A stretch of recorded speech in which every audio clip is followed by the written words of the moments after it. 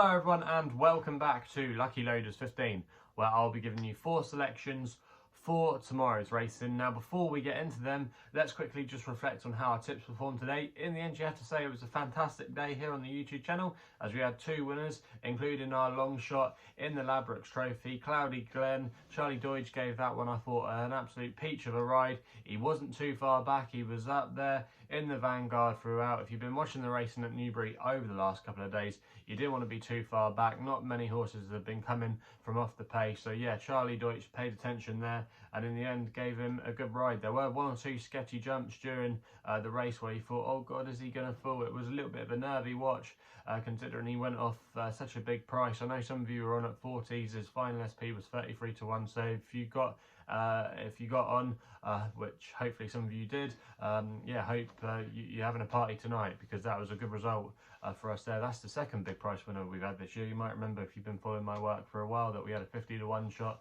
win at Epsom in the summer. So yeah, it's nice to get a nice big price winner. They don't come along too often, and yeah, like I say, hope some of you are on there. Also as well, we had another nice winner with our final selection at Newbury with El Ridotto. I said about his form at Newton Abbot, that race reads really well. The race has worked out and produced quite a few subsequent winners, and in the end I think he was quite a good price if you backed him at 9 to 2 as advertised. I think he went off around about maybe 10 to 3 in the end, 4 to 1, that kind of price. I can't remember the final SP, but he was quite well supported, and like I say, the form was there in the book for him to go and win, and he was able to take advantage of that 4-year-old weight allowance. And it'll be an interesting to see where Paul Nicholls goes next with him. Quite an exciting horse, you have to say, moving forward. However, away from that though, our other tips were very disappointing. Nina the Terrier was probably beaten when she fell at the last. She still had every chance, but the skeleton horse, you have to say, was going very well. So yeah, that was a little bit frustrating there, but at least she got up okay. So yeah, not to be with her. And then the other tips were very disappointing. Spirit of the Games never laid a glove into the race, and I Right won that race, and he's been a horse that I've been banging on about for a long time, especially last season when I put him up pretty much every time he ran. I remember putting him up in the Ladbrokes, the SkyBet chase, at Cheltenham as well. I think I put him up maybe in the Scottish National. So yeah, I wasn't on him today, but that's the way it goes sometimes with those cliff horses. As soon as you abandon them, they normally go and win. So yeah, that's how he went there. And Killer Clown as well, another tip I put up, was up there with the pace throughout, but I just think ultimately they went a little bit too hard, and it just did pay to be maybe a little bit off the pace in that race. But that was one of the only races really at Newbury where any horses made up any ground. So yeah, that was a little bit frustrating there, but on the whole, I'm not complaining too much. 2 good results for us, and fingers crossed we can continue the good form into tomorrow's video. Obviously the last couple of days have been good at Newbury, and yet we've got some good racing moving into tomorrow. Obviously Carlisle will be having an inspection in the morning. I think Leicester are too. I will have a couple of selections for you at Carlisle, so fingers crossed they get the green light. And also as well, we've got a good card to get our teeth stuck into at Fairyhouse. So let's get into it then. 4 tips for tomorrow's racing. We're going to be going to Carlisle for the first one of them, where we're going to go with an extra tip here. I thought in the novice chase, Adramel for Johnny Burke and Tom Lacey wasn't a bad price here. He's opened up with Bet365 at 7 to 2 at the current time recording. Going to recommend a 1-point win bet here. Now I just think this horse is bred to be a chaser, and the time could be to catch him is when he's fresh. He's won both his starts when he's been fresh. He won last year at Haydock over hurdles first time out. He won his bumper as well first time out as well. So yeah, I think this could be the time to catch him. He was a good hurdler as well. He won the Grade 2 Leamington Spa hurdle at Warwick, where he really was very game that day to win. I thought Dickie Johnson, I think, that was brought upon him that day, gave him a good ride, you know. So I think, yeah, he's got a good chance in this race tomorrow. I think he'll be ripe. I think the track at Carlisle will suit him as well. It's a good test to jump in.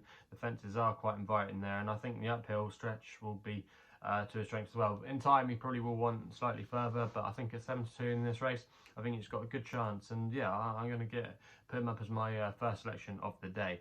We then go to the 220 at Carlisle with the Nap, with another Tom Lacey horse. Thomas Doggerel is in the plate, claiming £7, currently available at 9 to 4 with Bet365 and Will Hill. You might remember Lossiemouth. We actually put him up last time up on the YouTube channel, where he was really weak in the betting that day. He went off at 11 to 2, but he absolutely hosed up at Force Lass, reacting well to the first time blinkers. The victory was never in doubt going up the home straight. Tom Doggerel never even really shook him up at all. He just pretty much won hard held on the bridle. The handicapper did react, however, and put him up £13. He's up to a mark of 136, but with the £7 claim of Thomas Doggerel, I think he's got a little bit of scope still to improve. He's still only a 6-year-old as well. He's been a quirky sort during his career, but he could have a little bit more to offer. Going to this track as well shouldn't be a problem for him at all. He's a course winner when he won his bumper, and he's coming off 2 good wins at Ascot and Force Lass. I just think he's still on an upward curve. There's lots to like about his chances tomorrow, and I think at 9-4 there, that's not a bad price at all. So yeah, he's going to be my nap of the day. We then go to the next best over the RSC in the Hatton's Grace Hurdle, the 240, and I think there's room here for an each way selection. I just think Honeysuckle could potentially be vulnerable tomorrow. Now, obviously, she's never lost, but Henry de Bromhead's team, they didn't have a good day today with some of their fancied runners at Newbury, and I just think maybe this could be the time to get a beat. She only just scraped home to win this race by half a length last year. You might remember it was a bit of a muddling race. She only just beat Beacon Edge and Ronald Pump, and I just think here there is definitely an each way angle into the race. She's a little bit too short in the betting for my liking. I think Abacadabras here for debut race on Gordon Elliott 9-1 represents a little bit of each way value. Going to recommend a 0.5 each way selection as the next best of the day.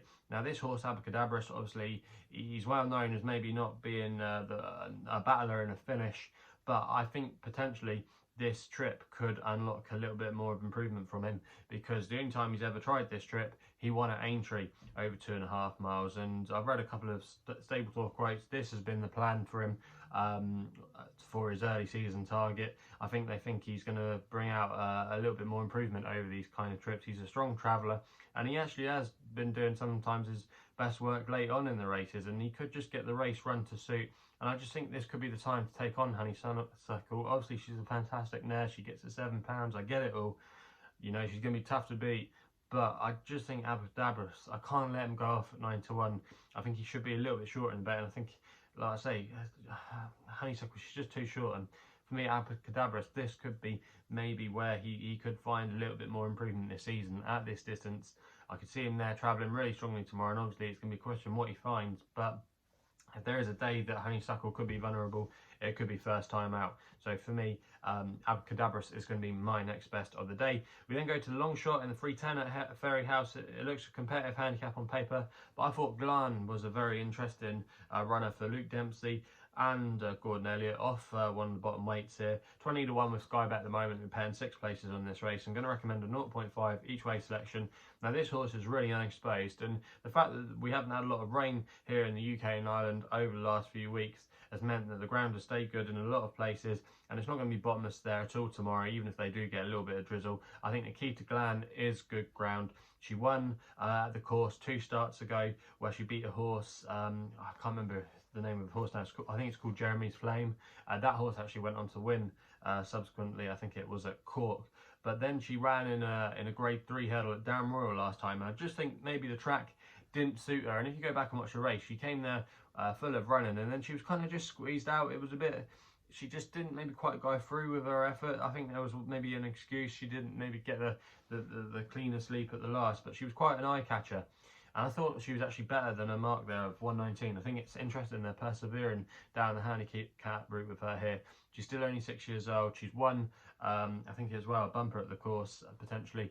I think if you go back through the form. But yeah, I just think that she's got a good chance in this race tomorrow. I could see her being suited by the big field scenario, come in with a late run. And yeah, I think off a mark of 119, low weight, this isn't a particularly strong handicap, despite there being many runners.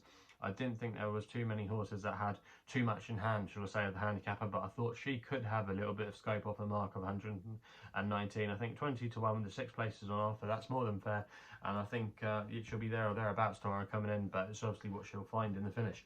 So yes, she's going to be my long shot of the day. So they're the 4 selections for tomorrow's racing. Let me know in the comments box below what you're going to be back in for tomorrow's racing. If you're still enjoying these videos, remember to subscribe here to my YouTube channel at LuckyLoads15.